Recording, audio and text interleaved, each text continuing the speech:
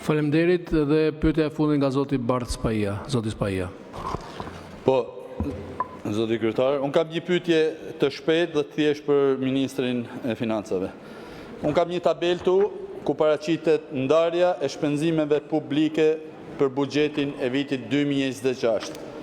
Dhe qartësisht shikohet një pabarazi e theksuar midis përqindjes që i takon 4 qarqeve të veriut për shpenzimet publike, e cila është vetëm 6%, ndërkohë që për 8 qarqe shpenzimet publike janë 94%. Pyetja ime është mbi çfarë bazë ka menduar Ministria e Financave një ndarje të tillë as pak të balancuar.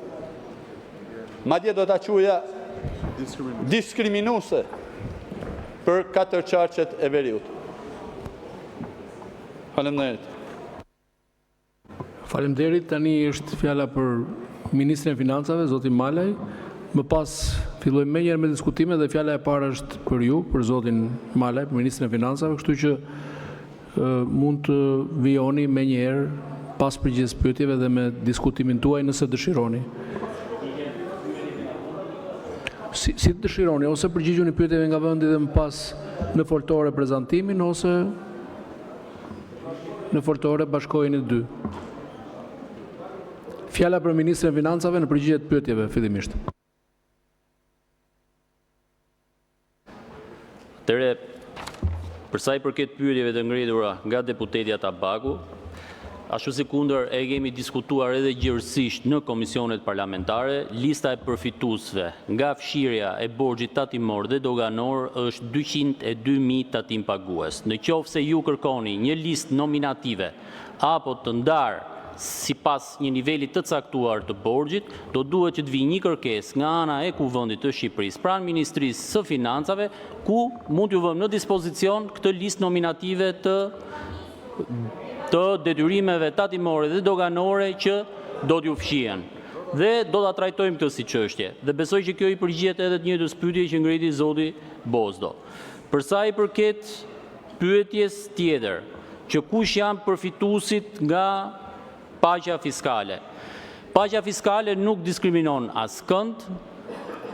Paqja fiskale është një marrëveshje vullnetare për të gjithë tatim paguesit, të cilët në mënyrë vullnetare mund të hyjnë në një marrëdhënie apo në një marrëveshje me tatimet për të përfituar nga paqja fiskale. Qoftë kjo për korrektimin e pasqyrave financiare, apo për të deklaruar, apo për të rideklaruar edhe njerë deklaratat që ato kanë paraqitur në 3 vitet e fundit.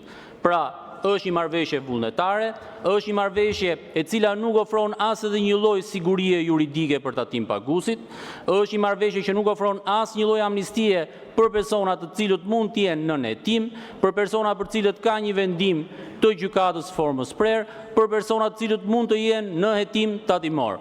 Kjo është sankcionuar në të 2 projekt ligjet dhe nëse do të lexonit dhe relacionin të 2 projekt ligjeve, do të vërenit që këto grupime njerëzit ose shqetësimi që ngritet ju, zoti Shehaj, janë të përjashtuar me ligj, janë të sankcionuar me ligj dhe nuk përfitojnë nga paqja fiskale. Në lidhje me